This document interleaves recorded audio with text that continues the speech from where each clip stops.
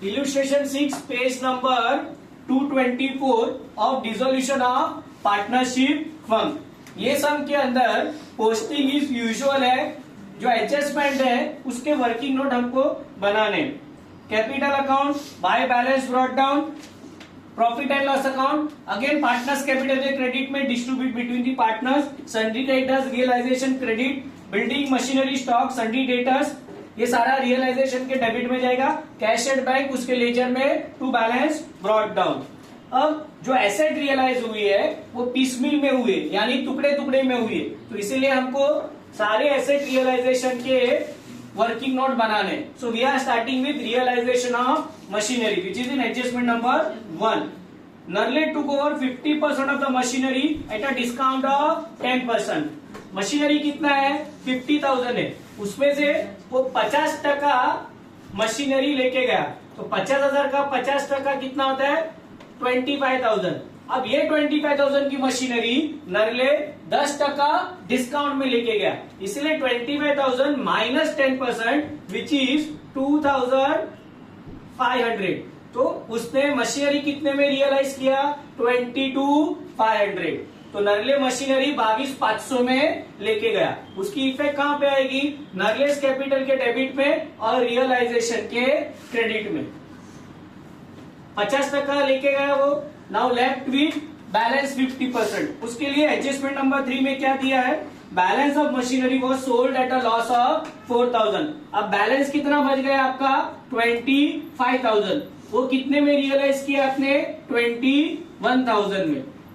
Correct है, हमने sold out किया है, इसके लिए बैंक के डेबिट में जाएगा और रियलाइजेशन के क्रेडिट में जाएगा। डिसोल्यूशन में asset realisable value is important. Correct है, आपकी एसेट कितने की है वो जरूरी नहीं है, क्योंकि हमको एसेट रियलाइज का प्रॉफिट या लॉस कहीं पे भी लिखना नहीं है या रिकॉर्ड नहीं करना है। तो आपके लिए पार्टनर कितने में लेके गया या एसेट कितने में रियलाइज हुई वो अमाउंट इंपॉर्टेंट है, कितने का वो इंपॉर्टेंट नहीं है। ठीक है, so this is how will do it for realisation of machinery. Then second asset realise is realisation of debtors.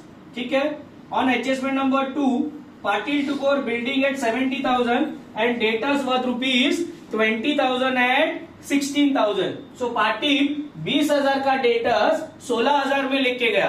तो हमारे लिए कौन सा अमाउंट इंपॉर्टेंट है? 16,000। ये 16,000 उसको में लेके गया है। वो कहां पे जाएगा? ये पार्टीज कैपिटल के डेबिट में और रियलाइजेशन के क्रेडिट में। ठीक है, now in adjustment number 4 last part में लिखा है डेटर्स रियलाइज एट 95%। 20,000 का 16,000 में वो लेके गया, तो हमारे पास डेटर्स कितना बचा? 24,000। अब ये 24,000 हम कितने में रियलाइज कर रहे हैं? 95% वैल्यू, यानी 5% कम करके। So will get amount of 22,800। 24,000 का 95/100 और अदर वे राउंड -5% कर दो आप, तो ऑल्सो यू विल गेट 22,800। और ये हमने रियलाइज किया है। ठीक है, तो हमारे बैंक के डेबिट में जाएगा और सेकेंड इफेक्ट रियलाइजेशन के क्रेडिट में जाएगा। 44 20। ये 20 क्यों ये सब में नोट करना है? क्योंकि बैलेंस हम फाइंड आउट करने वाले, इसीलिए। तो 44 में से 20 का डेटर्स वो 16 में लेके गया, तो आंसर के लिए 16,000 इंपॉर्टेंट है। करेक्ट है, फिर बचा कितना हमारे पास डेटर्स? 24,000। ये 24,000 हमने रियलाइज किया एट 95% वैल्यू में। Now will go to the third asset which is realisation of stock. Total stock कितना है हमारे पास? 30,000 का है। करेक्ट है, in adjustment number 1 stock at a discount of 20%। तो 30,000 का 1/4 कितना आएगा?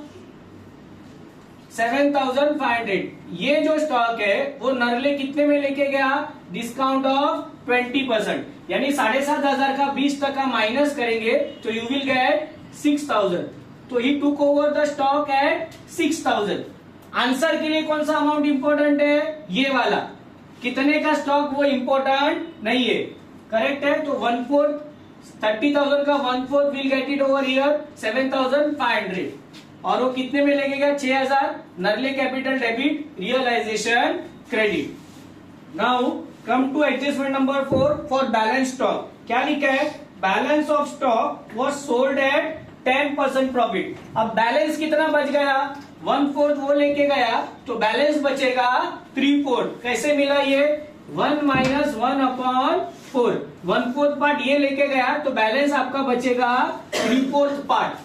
ठीक है, फिर इसको अमाउंट में कन्वर्ट करो। 30,000 इंटू 3/4 विच कम्स टू 22,500। 22,500 का स्टॉक वो कितने में लेके गया? 10% प्रॉफिट में, इसीलिए हम यहाँ पे प्लस करेंगे। तो 22,500 का स्टॉक वो 10% प्रॉफिट में लेके गया। 22,500 का 10% कम्स टू 2250। ठीक है, तो टोटल स्टॉक हमने कितने में सोल्ड आउट किया? 24,750। ठीक है, इंपॉर्टेंट क्या है? 1/4 एंड 3/4। ठीक है, इतना बेचा।